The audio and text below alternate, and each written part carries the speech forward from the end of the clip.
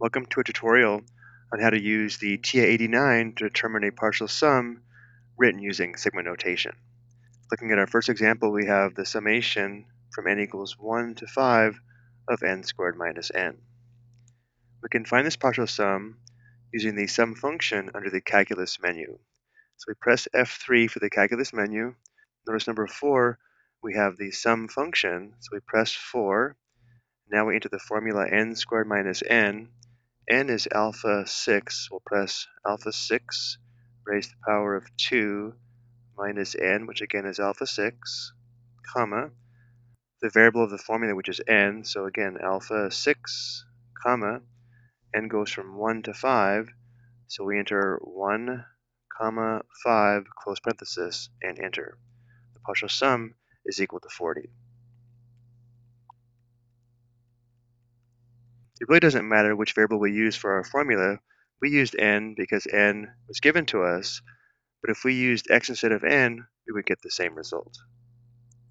If we did want to see the terms that we added to get the sum of 40, we could use the sequence function under the math list menu. So let's also show the terms that we summed to get 40. So let's press second 5 for math, 3 for list, 1 for sequence, and now enter the formula. So alpha 6 for n raised to the power of 2 minus alpha 6 for n, comma, alpha 6 for n again, comma, 1, comma, 5, close parenthesis, and enter. These are the 5 terms that we summed to get the 40. Now looking at our next example, we have the summation from n equals 0 to 3 of n divided by n factorial.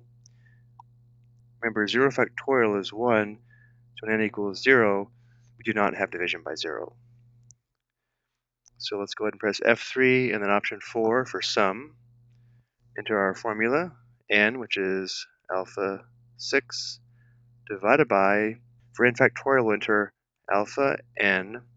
We can find the factorial in catalog or under the math probability menu.